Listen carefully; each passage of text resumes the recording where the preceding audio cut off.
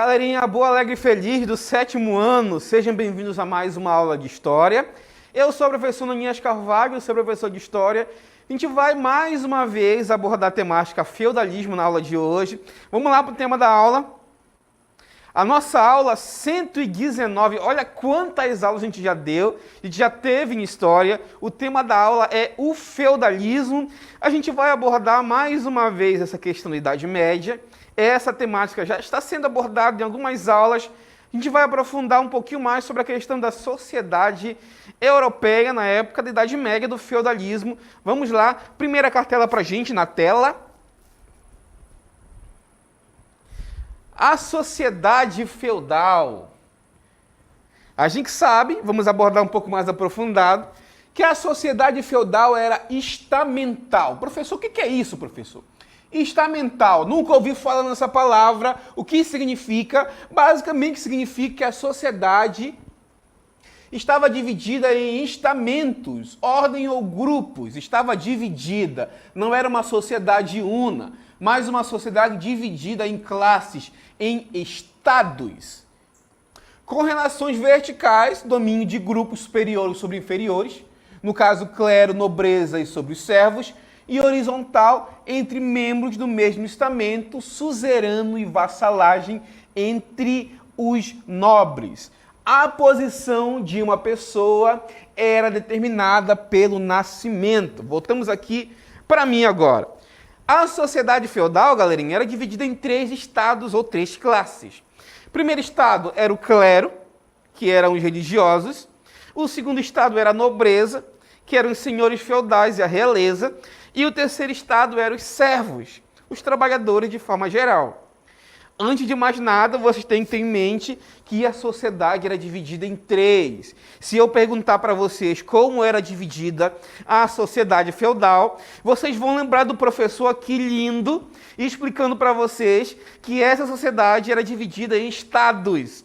3 estados: clero, nobreza e servos. Ok, gente? Agora a gente vai abordar de forma um pouco mais aprofundada no que consistia esses 3 estados. Na tela pra gente. O primeiro estado era o clero. O que era o clero, professor? O clero era formado pelo papa, cardeais, bispos e abades, o chamado alto clero, monges e padres, o chamado baixo clero.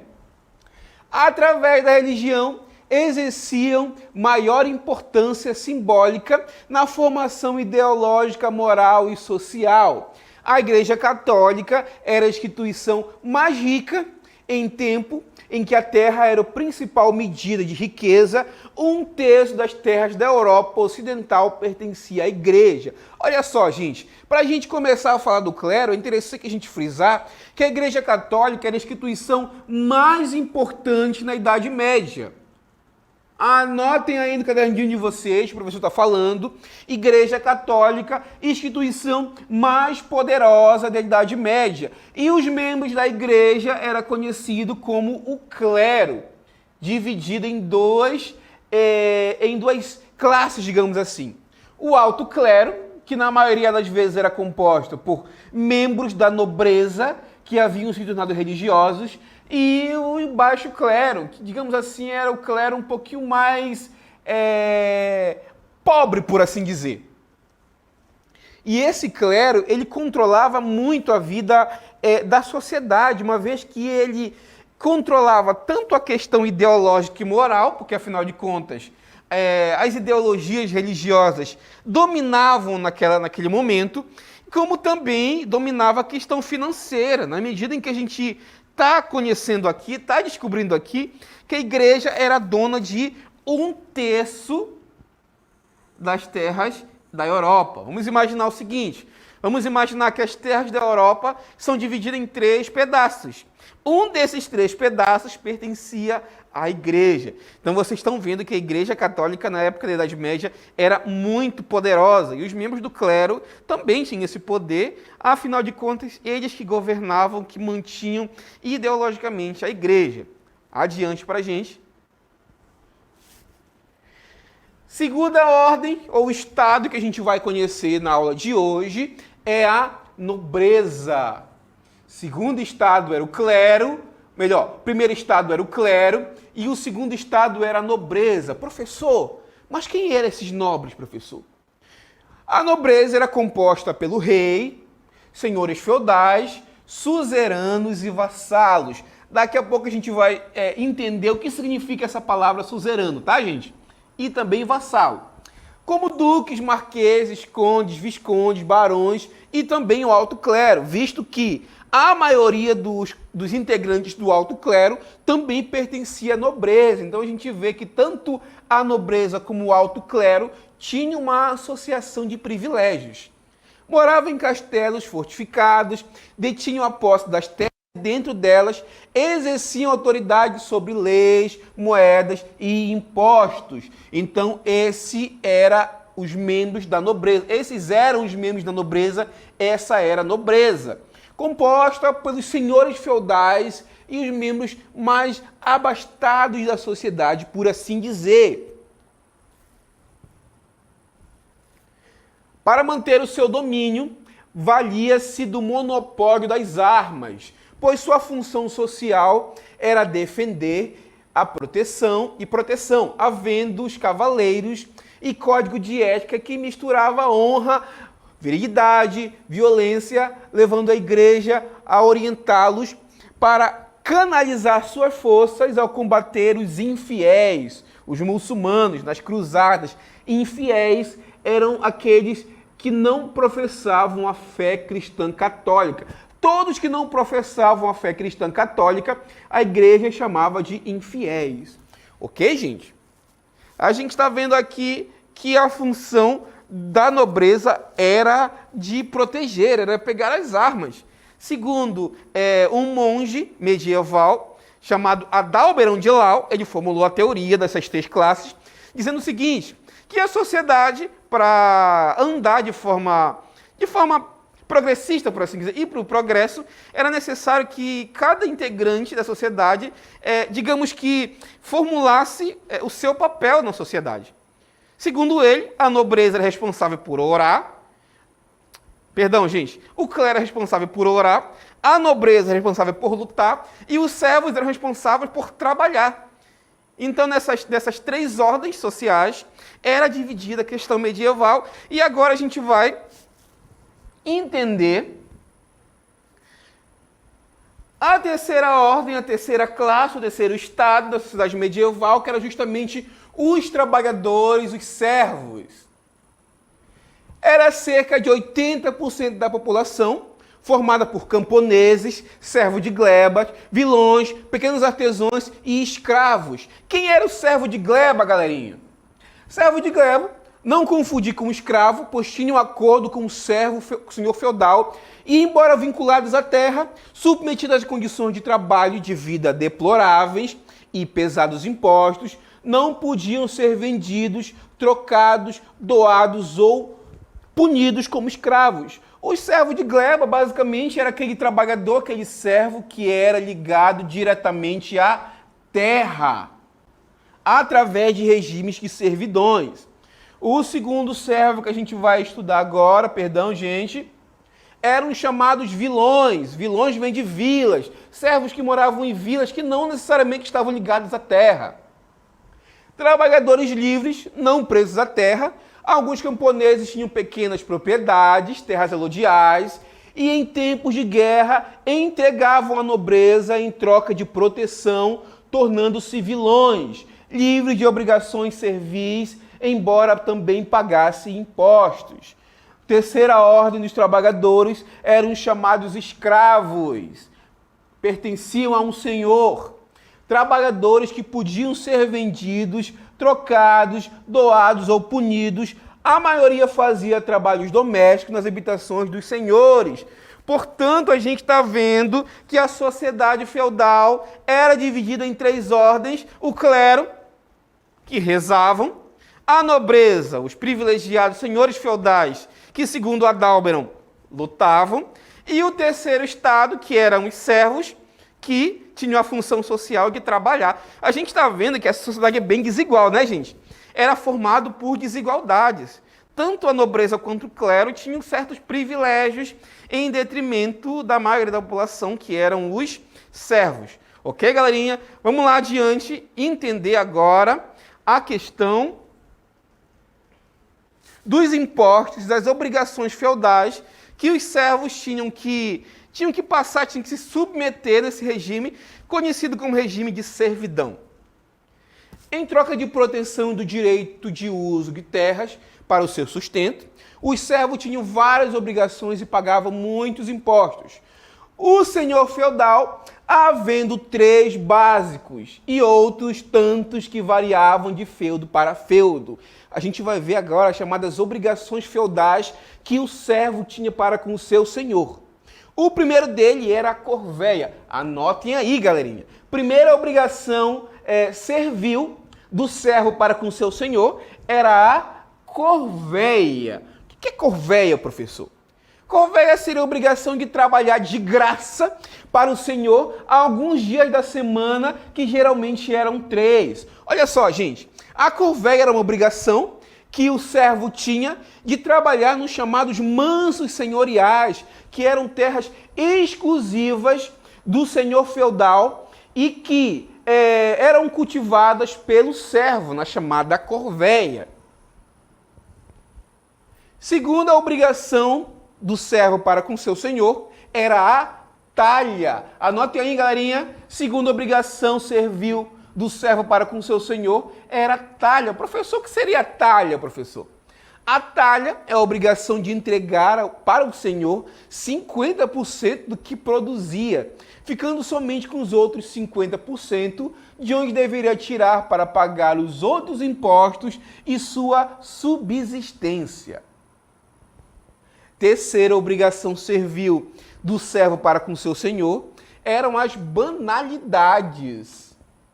O pagamento em produto pelo uso de fornos, moinhos, prensas, tonéis, de fermentação, e outros instrumentos e equipamentos do feudo que eram recursos do senhor feudal. Vamos imaginar o seguinte, vamos imaginar que no feudo existisse um rio e nesse rio existia uma ponte que ligava as 2 margens. A ponte pertencia ao senhor feudal. Então, para que o servo utilizasse essa ponte, muitas vezes era cobrada as chamadas banalidades, que eram taxas extras pela utilização de alguns utensílios que eram do senhor feudal, que eram utilizados pelos servos. Ok, gente? Vamos agora adiante, continuar nossa aula. Com as relações da suzerania e vassalagem. Para a gente finalizar a aula de hoje, vamos entender basicamente o que era um suzerano e o que era o vassalo. Como a gente já estudou, existia uma relação de dominação entre a nobreza, entre suzerano e vassalo. Vamos imaginar o seguinte, galerinha, para a gente entender essa relação, vamos fazer uma analogia da seguinte forma. Vamos imaginar que um senhor feudal da Europa possuísse uma grande extensão territorial. O seu território era tão grande que ele não conseguia administrar todo ele. Então o que ele fazia? Vou dividir esse meu território e vou dar para um servo, para um nobre administrar esse pedaço de território. E esse servo vai se tornar o meu vassalo. Eu vou tornar-se suzerano dele, o senhor dele. Em troca, ele vai jurar fidelidade a mim nos chamados vínculos de vassalagem. Basicamente era isso que acontecia, a gente vai estudar de forma mais aprofundada agora. Texto para a gente na tela. Relações de vassalagens eram relações sociais horizontais, estabelecidas entre 2 nobres, iguais no ponto de vista social, eram no mesmo estamento, camadas ou ordens sociais. Quem era suzerano, gente? O suzerano era um nobre que concedia algum bem, feudo, que podia ser terras, um castelo, um moinho, pedágio para uso de pontes e etc. O vassalo era um nobre que recebia o bem e por isso devia a obrigação de auxiliar, devia obrigação como auxílio militar. À medida em que os nobres recebiam bens, assumia obrigações de laços pessoais de fidelidade mútua. ocorria a chamada enfeudação da Europa, processo complexo que formou um mosaico de feudos e reinos, condados e estados pontífices. Basicamente era a relação de vassalagem, os vínculos de vassalagem entre senhor feudal e servo. No contrato feudal, era moralmente consolidado através de 2 atos, 2 cerimônias. A homenagem e a investidura, realizada na igreja, renováveis a cada mudança de vassalo ou de suzerano, cessava quando um deles morria ou por felonia, que nada mais é do que a traição. Vamos entender agora o que foi a homenagem e foi a investidura. A homenagem era o ato pelo qual o vassalo se declarava submisso ao senhor, jurando fidelidade e obediência. Já a investidura era quando o suzerano entregava ao vassalo um objeto, lança, anel, galho de árvore, que simbolizava o feudo. A homenagem nada mais era, galerinha, do que um ritual onde o vassalo jurava fidelidade ao seu senhor. Geralmente essas cerimônias eram feitas na igreja, o senhor feudal ficava sentado no seu trono, o vassalo ia lá, jurava fidelidade a ele, em troca disso o senhor feudal, o suzerano, rendia-lhe a chamada investidura, que nada mais é do que o repasse de um bem que simbolizava o feudo, para finalizar a cerimônia do processo de vínculo de vassalagem entre suzerano e senhor. Pois bem, galerinha, vamos agora à nossa DLI colocar em prática o que a gente aprendeu na aula de hoje.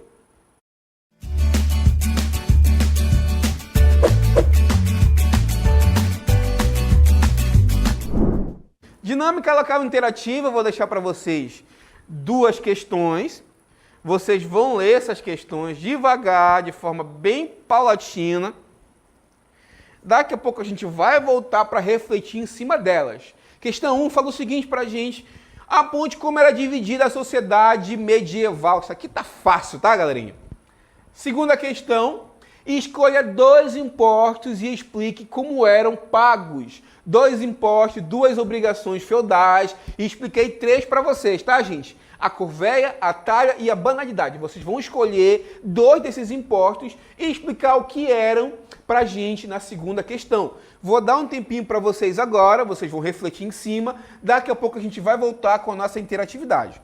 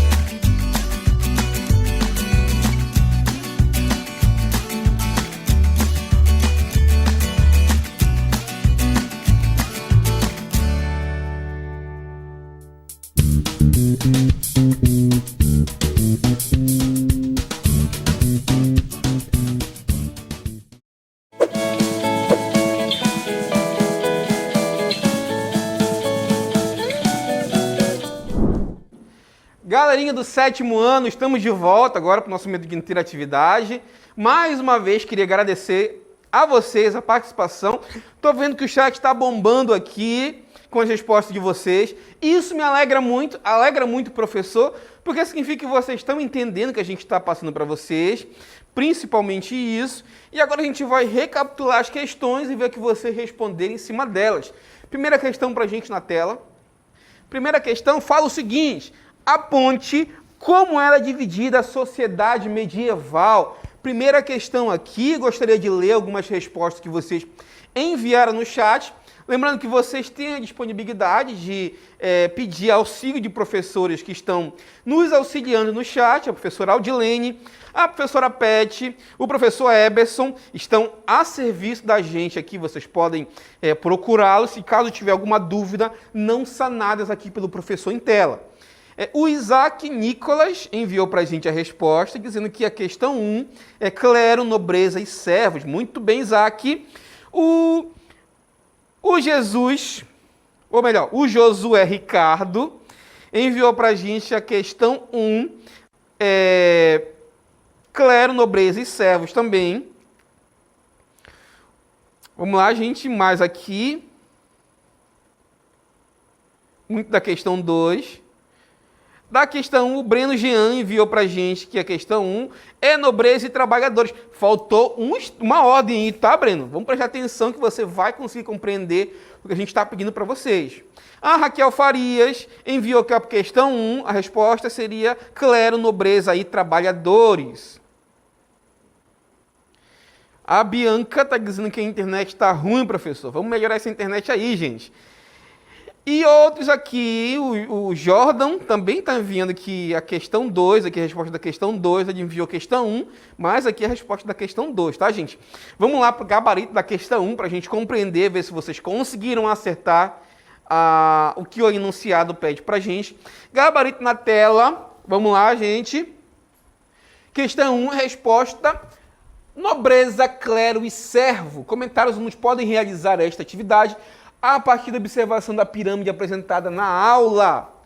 Portanto, essa é a resposta da questão 1, nobreza, clero e servo. A gente explicou que o primeiro estado é o clero, o segundo estado é a nobreza, o terceiro estado são os servos. Ok, gente? Vamos agora para a segunda questão. Refletir em cima dela, a segunda questão para a gente na tela.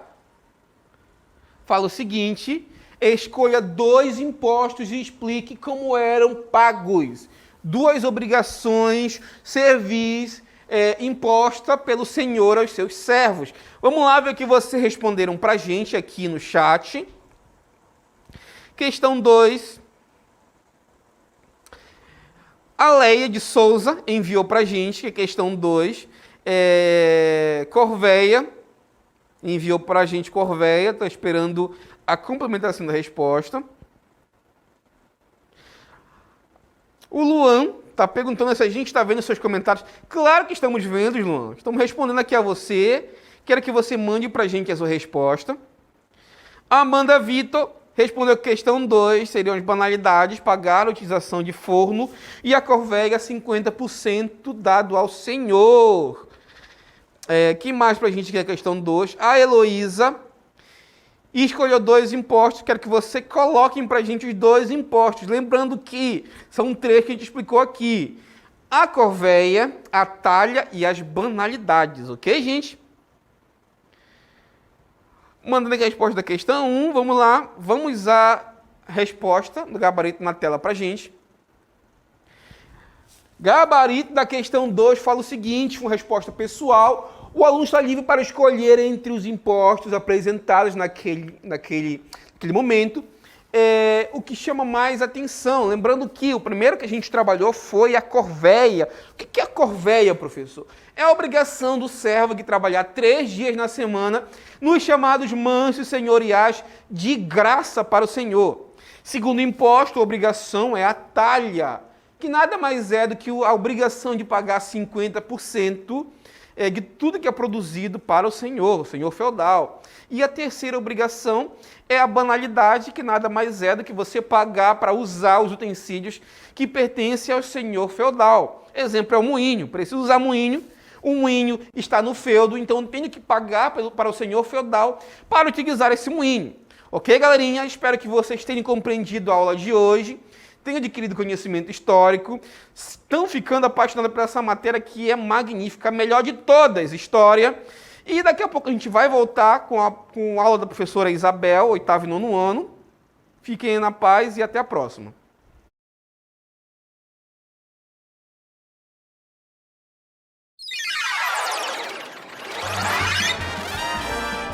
A sua aula continua no próximo vídeo.